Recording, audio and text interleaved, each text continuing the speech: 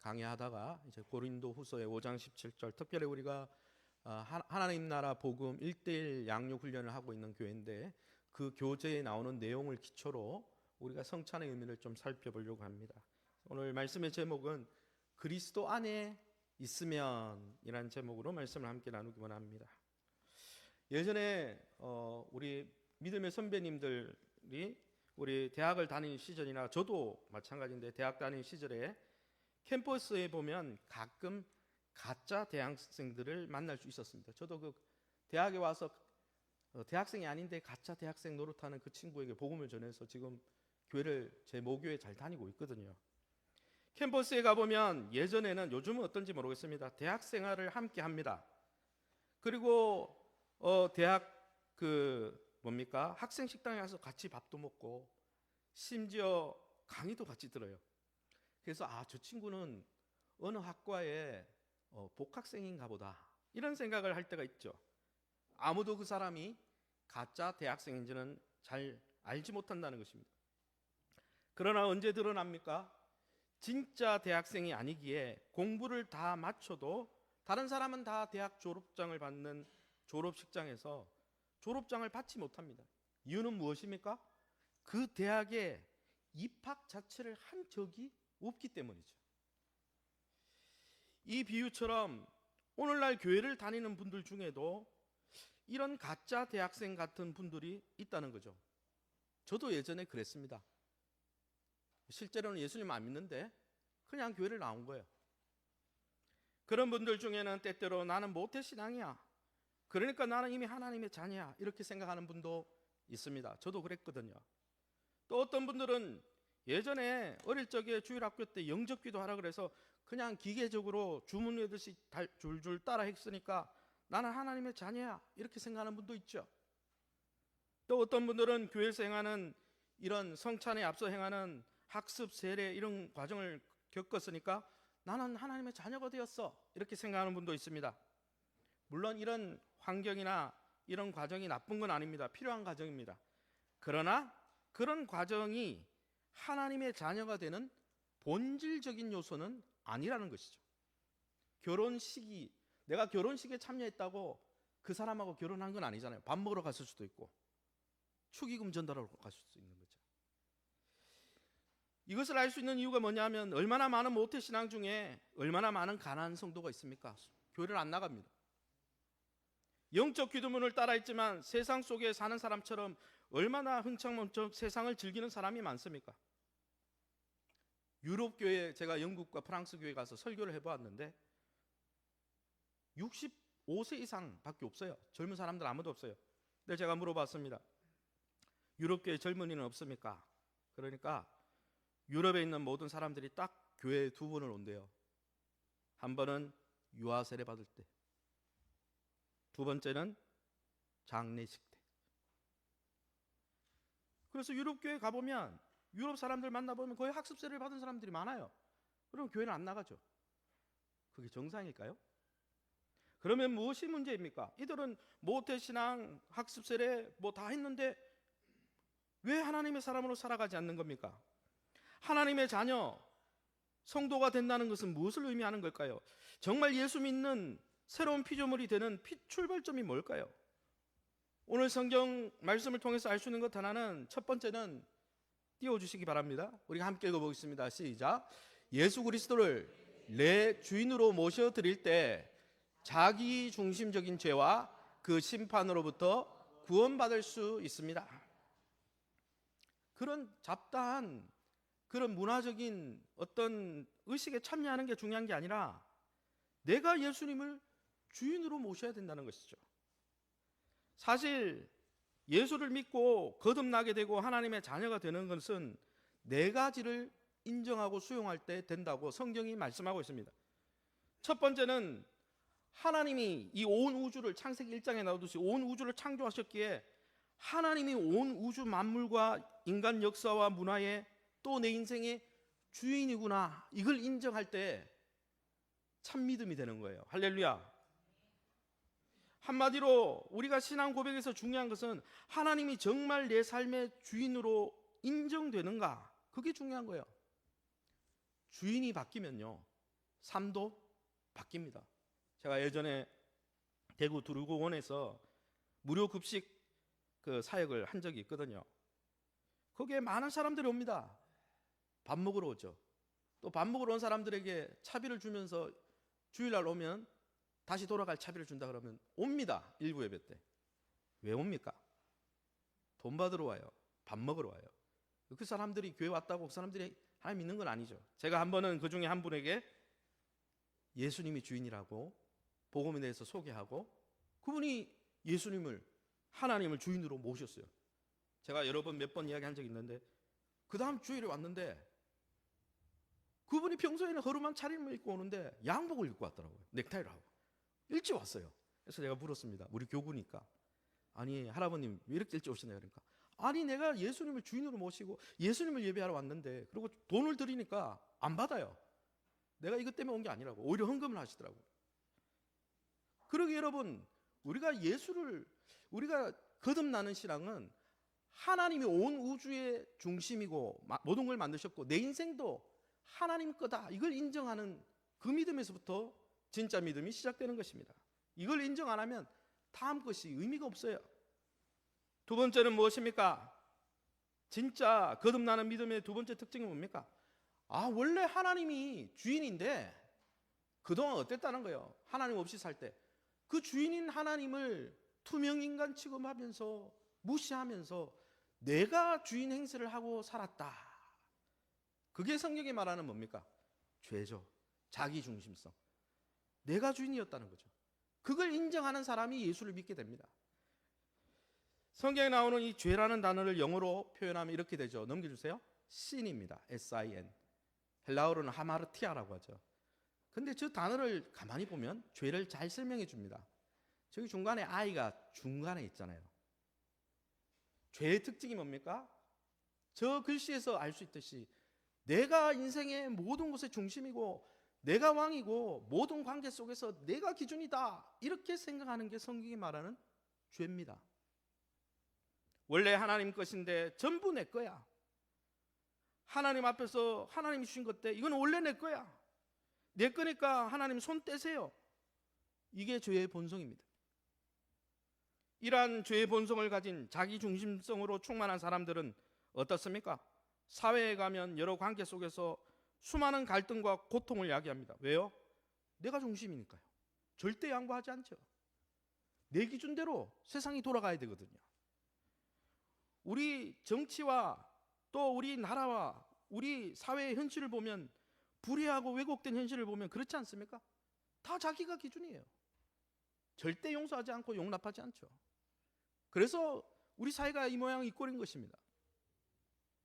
그게 죄라는 걸 인정하는 게 예수 믿는다는 것입니다.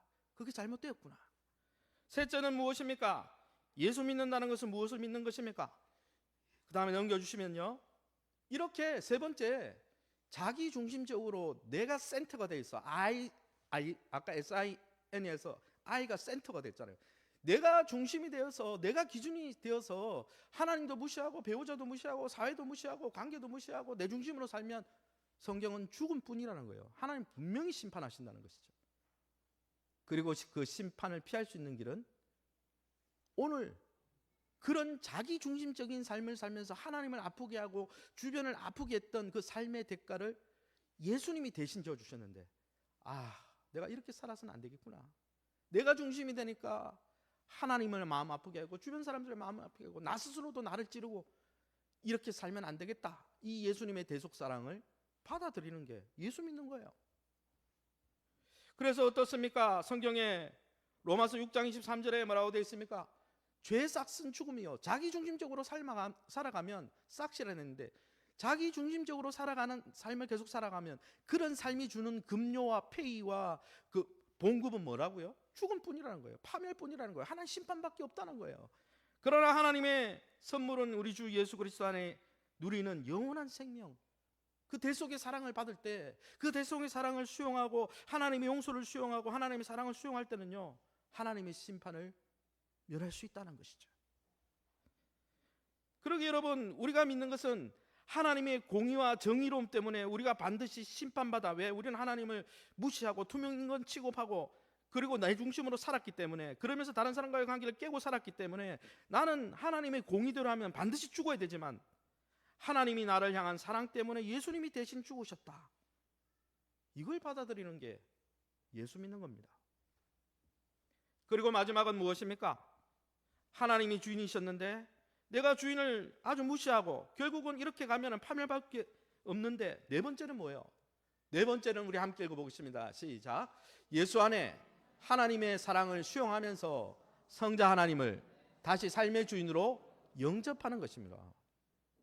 죄가 무엇이었습니까? 주인이신 하나님을 내쫓고 내가 센터고 내가 왕이고 내가 주인이다. 그래서 주인이 바뀌는 거예요. 원로 목사님 말씀처럼 원래 주인이셨던 하나님을 예수님을 모시면서 주인으로 모시면서 모셔드리는 거예요. 그러게 여러분, 우리에게 이렇게 하는 것은 선행이 필요한 게 아닙니다. 예수님의 핏값으로 우리의 과거의 잘못이, 정말 내가 잘못했구나, 하나님을 업수여기고 주변 사람을 업수여기고 내 중심으로 살면서 내가 심판받아야 마땅한 사람이었구나. 그런데 하나님이 심판하지 않고 예수님을 대신 심판했구나. 그래서 이제는 내가 주인이 아니라 하나님이 주인이 된 삶을 살아야 되겠구나 라고 결단하고 예수님을 모셔드리는 게 진짜 믿음이라는 거예요. 근데 그렇게 안 하고도 학습 세례 받을 수 있어요. 그렇게 안 하고도 교회 봉사 할 수 있습니다. 저도 예전에 한 100명 되는 교회에 오전 예배 대예배 반주자였거든요. 안 믿고 봉사했습니다. 그냥 사람들이 칭찬해 주니까. 그런 이유로 교회를 나갔죠. 그러니 예수님을 주인으로 영접할 때 그리스도인이 되는 것입니다. 할렐루야. 예수님을 통해 하나님을 주인으로 다시 모시고 자기 중심적인 삶을 내려놓을 때 그것이 신자고 그것이 믿음의 삶입니다. 할렐루야.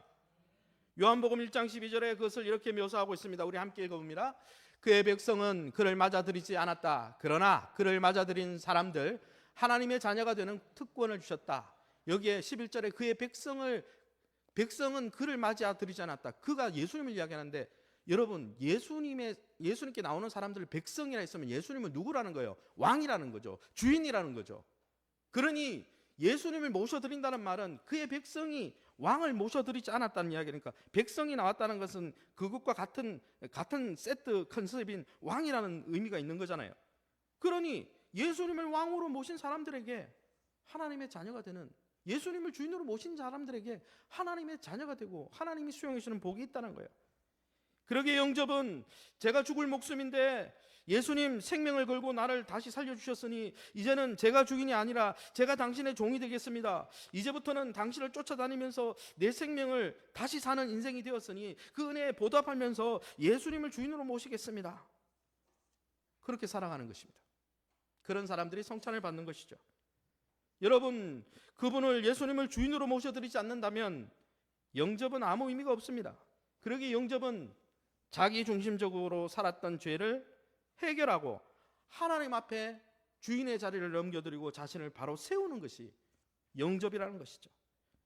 그런데 교회는 오래 다니고 봉사도 하고 많은 일을 하면서도 나는 예수님을 인생의 주인으로 모시는 건 나중에 하겠다, 그런 분은 예수님을 주인으로 모셔드리지 않은 것입니다. 아직 거듭나지 않은 것이죠. 그러기 여러분, 우리가 우리 자신을 잘 돌아보고 또 예전에 예수님을 영접했는데, 주인으로 영접했는데 지금은 내가 주인이요. 그러면 자기를 돌아보고 회개하고 주님 앞에 예수님 주인 되십시오, 회개하고 돌아서야 되는 것이죠. 그래서 사도행전 16장 31절에 사도 바울은 이렇게 말씀했습니다. 같이 읽습니다. 주 예수를 믿으라. 너와 내 집이 구원을 받으리라. 그냥 예수가 아닙니다. 예수님을 주인으로 모셔야 되는 것이죠. 그래야 구원이 있는 것입니다. 사랑하는 성도 여러분, 저와 여러분은 예수님을 주인으로 모셨습니까? 부족하지만 내 인생 내가 사는 것이 행복이 아니고 그렇게 계속 살면 하나님과 척지고 이웃과 척지고 부모와 척지고 자기 중심 속에서 외골수가 되어서 철저하게 고립될 수밖에 없고, 그런 인생은 허무한 인생임을 깨닫고 예수님의 손을 붙들고 있습니까? 저는 저와 여러분이 그러한 주인의 변화를 통해 하나님 주시는 풍성한 새로운 삶을 누리시기를, 또 그러한 삶에 대해서 관심 있는 분들은 교회에서 하는 1:1 양육을 통해서 예수님을 만나시기를, 또 여러분 가운데 예전에는 예수님이 주였는데 내가 지금 주인이다, 그러면 다시 복음 앞에 서서 1:1 양육을 다시 복음 앞에 서서 나를 바로 세우시기를 예수님 이름으로 축원합니다. 그러면 여러분, 예수 믿고 나면 어떤 복이 있는가요? 이 성찬에 담긴 은혜가 무엇입니까? 저는 이 부분을 나누기 위해서 오늘 강단에 섰는데, 신문에 가끔 예전에 기사를 읽어보면 이런 기사가 있어요. 아주 가난하게 살던 노파가 있었는데 죽었는데 그 사람 집을 정리하다 보니까 구들장 밑에 그에게 5만 원 신권이 엄청나게 묻혀 있는 거예요. 근데 그 노파는 엄청난 돈을 모아놓고 그 구들장 위에서 잠은 잤지만 그 돈을 잘 쓰지 않았어요. 가난하게 살았어요. 모아놓은 것에 만족할 뿐 그것을 잘 사용하거나 누리지 못했습니다. 그런데 여러분, 이 노파의 모습이 꼭 저와 여러분의 모습과 유사한 것 같습니다. 예수님이 오신 이유는 양으로 생명을 주고 하나님의 백성을 삼아서 생명을 줄 뿐 아니라 생명을 풍성히 누리게 하려고 오셨다는데, 하나님의 놀라운 은혜를 우리가 예수 그리스도를 통해서 받았는데 우리가 얼마나 많은 은혜를 받았는지를 알지 못하고 그걸 누리지 못하는 거예요.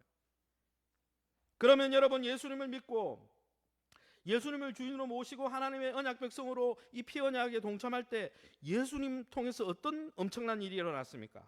첫 번째는 PPT 넘겨주시면 우리 함께 읽어봅니다. 시작. 예수님을 주인으로 모실 때 하나님께서 나를 받아들여 주십니다. 할렐루야.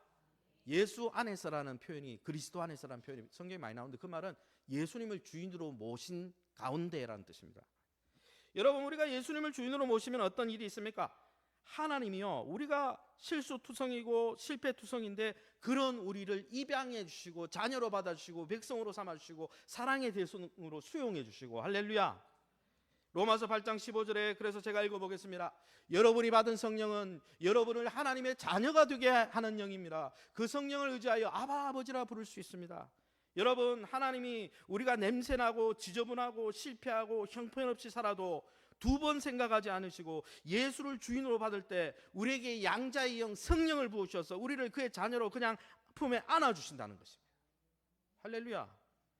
완전한 용납과 사랑을 경험하게 된다는 거예요. 아, 하나님이 내가 실수투성임에도 불구하고 그렇게 원대한 하나님이 나를 받아주시네, 이것만 깨달아도요 세상에 두려울 게 없어요. 그래서 고린도전서 6장 19절에서 20절에 뭐라고 되어 있습니까? 이렇게 되어 있습니다. 여러분은 여러분의 자신의 것이 아닙니다. 예수를 주인으로 믿을 때 이제는 우리 자신의 것이 아니래요. 왜요? 여러분은 하나님께서 값을 치르고 사들인 사람입니다. 여러분, 물건을 값 주면 그 다음부터는 내 것이 되잖아요. 예수님의 핏값으로 이제는 우리는 하나님의 것이 되었습니다. 하나님 소속이 되었습니다. 하나님의 사랑받는 자녀가 되었습니다. 하나님의 소유가 되었습니다. 아무도 하나님 것을 건드릴 수 없는 것입니다. 왜요? 값을 지불하고 사들이셨기 때문이에요. 하나님은 이런 우리를 어떻게 받아주실까요? 예수 그리스도 안에 있을 때 완전하게 받아들여 주십니다. 대가를 지불하셨기 때문이죠. 이제는 우리의 허물과 실수투성이가 아니라 아버지의 품에 품어주시고 그리스도의 보혈로 우리를 용서해 주시고 있는 그대로 받아주시고, 할렐루야, 하나님 나라에 속하게 하시고. 이게 얼마나 큰 은혜입니까? 누구에게 소속됐는가가 얼마나 중요합니까? 우리가 하나님께 소속된 것입니다. 할렐루야. 두 번째는 예수 그리스도 안에서 예수님을 주인으로 모실 때 어떤 은혜가 있습니까? 우리 함께 읽습니다. 시작. 예수님을 주인으로 모실 때 예수 안에서 하나님께서 나를 특별한 존재로 삼아 주셨습니다. 할렐루야. 옛날에는 별 볼 일 없는 존재였죠. 그러나 예수님과 특별한 관계를 맺었기에 이제는 우리는 평범한 사람이 아니라는 것입니다. 여러분, 포도나무 가지, 여러분 나뭇가지를 딱 나무에서 꺾어내면요 바싹 말라가지고 아무것도 할 수 없어요. 불 쏘시개밖에 못해요. 그러나 포도나무 가지가 아무 능력이 없지만 포도나무에 붙어 있으면요 특별히 열매를 맺게 됩니다. 우리가 아무리 무능하고 아무것도 할 수 없는 주제지만 우리가 예수 그리스도라는 포도나무에 붙어 있으면 우리는 능력 있게 열매를 맺는 특별한 존재가 된다는 것입니다. 요한복음 15장 5절의 말씀에 그래서 뭐라고 되어 있습니까? 너희는 포도나무요 너희는 가지이다. 내가 그 안에 머물러 있으면, 너희가 내 안에 머물고 내가 그 안에 머물고 있으면 그는 많은 열매를 맺는다. 너희는 나를 떠나서는 아무것도 할 수 없다. 다른 말로 우리가 예수 그리스도 안에 있을 때 우리는 평범한 인물이 아니라 엄청난 열매를 맺게 되어 있다라는 것입니다. 그것을 성경 에베소 2장 10절에는 뭐라고 했습니까? 우리는 하나님의 작품입니다. 영어로는 For we are God's masterpiece. masterpiece, 마스터라는 것은 여러분 장인을 이야기하고 피스는 작품을 이야기하죠. 그래서 이 원문에는 포에이마라고 하는데, 포에이마라는 이게 글작품이라는 뜻입니다. 거기에 포에이마에서 포임이라는 시라는 단어가 나왔어요. 작품이라는 거죠. 여러분, 하나님은 우리를 글작품으로 예수 그리스도 안에서 만들어 주셨습니다. 할렐루야. 이제는 엄청난 선한 일을 하면서, 이제는 과거에는 무기력하고 열매 없는 일에 탕진했지만, 이제는 우리가 예수 그리스도 앞에 돌아와서 이제는 하나님의 선한 영광과 하나님의 그 사랑을 드러내는 존귀한 존재로 살아갈 수 있도록 글작품으로 만들어 놨다는 거예요. 믿으십니까? 근데 많은 사람들이 여러분 자기를 글작품으로 여기지 않는 것 같아요. 많은 사람들이 조금만 실패하면 자기를 불량품으로 여깁니다. 그러나 하나님은 말씀하십니다. 너는 나와 특별한 예수 그리스도 안에서 특별한 관계이기 때문에 너는 내가 특별히 만든 나의 명품이다. 할렐루야. 그러게 여러분 자신을 명품으로 보시기 바랍니다. 하나님이 여러분을 통해 일하실 것입니다. 교회에 좀 마음이 들지 않는 사람을 만날 때도 어떻게 해야 됩니까? 그 사람은 하나님의 글작품이야. 그런 믿음의 눈으로 바라보시기 바랍니다. 할렐루야. 관계가 좋아질 것입니다. 여러분, 예수님은 과거가 어찌됐든 현재가 어찌가 됐든 우리의 아픔과 고통을 통해 하나님의 작품을 만들어내실 것입니다. 우리를 통해 일하실 것입니다. 할렐루야. 우리 교회를 통해 일하실 것입니다. 세 번째는 무엇입니까? 함께 읽습니다. 예수님을 주인으로 모실 때 예수님 안에서 하나님께서 나를 새 가족 공동체에 속하게 하셨습니다. 성경에 한번 에베소서 2장 19절을 우리 함께 읽어봅니다. 시작. 그러므로 이제부터는 여러분은 외국 사람이나 나가네가 아니요 성도들과 함께 시민이며 하나님의 가족입니다. 여러분, 우리는 가족 공동체로 묶이게 되었습니다. 서로 보살피고 사랑하는 특권을 가지게 되었습니다. 성찬을요, 우리나라에서는 위생 때문에 개인주의 성향이 강하니까 각각 잔을 해가지고 열심히 씻고 우리 성찬위원들이 그러지만 외국 가보세요. 안 그래요? 큰 사발에 먹고 루즈 자국이 나면 싹 닦아가지고 옆 사람 넘깁니다. 또 빵도 한 빵에 뜯어 먹어요. 뭐야? 한 몸 한 그릇이라는 거예요. 그게 원래 성찬의 의미입니다. 여러분, 하나님은 우리가 예수 믿을 때 하나님의 가족이 된다 그랬어요. 나만 구원받는 게 아니라 옆 사람이 있다라는 거예요. 동역자가 있다라는 겁니다. 할렐루야. 옆 사람 축복합니다. 성도님이 내 가족이셨군요. 원수가 아니라. 많은 사람들이 이해관계 속에서 자꾸 원수로 보려고 그래요. 자기하고 스타일이 안 맞는 원수로. 하나님의 가족이에요. 할렐루야. 여러분, 많은 사람들이 믿음의 여정을 통해 교회 안에 들어오잖아요. 교회 안에 들어오면은 예수 믿고 나면 갑자기 바뀝니까? 서서히 바뀝니까? 주인이 바뀌었지만 그 전에 때 묻은 것도 있고 가치관과 세계관이 서서히 바뀌거든요. 그러니 여러분, 밖에서 거칠게 구르던 사람들이 새 가족이 되고 하나님의 사람이 되면요, 이래 보면 안 됩니다. 어떻게 저런 사람이 교회 안에 들어와 있어? 그렇게 생각할 게 아니에요. 하나님이 저 사람도 내 가족으로 삼아 주셨구나. 저 사람은 저렇게 행동하는 거고 저렇게 말 내뱉는 거 보니까 저 사람이 힘든 과거가 있나 보다. 여러분, 교회가 어디입니까? 형편없이 과거에 살았지만 하나님 아버지 덕에 인생이 바뀌기 시작한 사람들, 하나님이 그들을 가족으로 묶어준 사람들이 교회입니다. 할렐루야. 그러기 여러분, 사도 바울은 고린도전서 12장 27절에 뭐라고 했습니까? 우리 함께 읽어봅니다. 시작. 여러분이 모두 함께 모여야 비로소 그리스도의 한 몸을 이룰 수 있다는 말입니다. 할렐루야. 여러분, 우리는 그리스도의 몸입니다. 하나님의 가족입니다. 다 공동체성이죠. 몸 중에 손가락 한 개가 없어지면 얼마나 불편한지 몰라요. 우리는 이처럼 여러분, 우리가 모여서 그리스도의 몸을 이루게 하셨습니다. 할렐루야. 가족이 되게 하셨습니다. 공동체가 중요한 것입니다. 여러분, 몸이 떨어져 나가면 얼마나 심각한 어려움을 겪습니까? 하나님은 이것처럼 유기적 공동체로 속하여 살도록 해주셨는데, 아직도 개인주의 성향이 강한 분들은요, 영적 독립군으로 살아가려고 그래요. 그거는 여러분, 하나님이 구원하신 뜻이 아닙니다. 에베소서 2장 21절 22절도 한번 읽어보겠습니다. 뭐라고 되어 있습니까? 같이 읽습니다. 시작. 그리스도 안에서 서로 연결되어 주님의 거룩한 성전으로 점점 자라갈 것입니다. 여기도 그리스도 안에서 우리가 연결될 때 주님이 거하시는 성령의 전이 된다는 거예요. 할렐루야. 나 혼자 성령의 전이 아니에요. 주님은 우리를 성령의 전이라 했습니다. 전이 뭡니까? 예배하는 공동체를 이야기합니다. 여러분, 교회는 어떤 곳입니까? 구원받아서 하나님이 너무 좋아서 하나님 앞에 어쩔 줄 몰라서 막 기뻐서 예배하는 공동체가 교회인 거예요. 할렐루야. 하나님을 흠모하고 하나님께 집중하고 하나님께 몰입하는 게 예배입니다. 하나님에 대한 이야기가 있다면 너무 좋아서 하나님만 생각하고 그 하나님과 같이 살아야지, 그 하나님이 언제 오실까, 주님의 재림을 기다리는 예배 공동체가 교회고, 그런 복을 함께 받았다는 것입니다. 이제 말씀을 정리할까 합니다. 많은 사람들이 예수님 안에서 우리 고린도후서 5장 17절 읽고 말씀 정리하겠습니다. 읽습니다. 시작.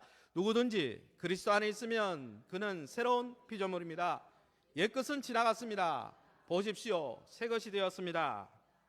사도 바울은요, 예수님 안에서 우리를 받아주시고 예수님 안에서 특별한 마스터피스, 걸작품이 되게 하시고 예수님 안에서 우리에게 가족을 주시고 위로자를 주시고 격려자들을 주시고, 이걸 한마디로 새로운 피조물이 되었다, 새 시대가 시작되었다, 하나님 나라 속하게 되었다, 이걸 새로운 피조물이라고 그랬어요.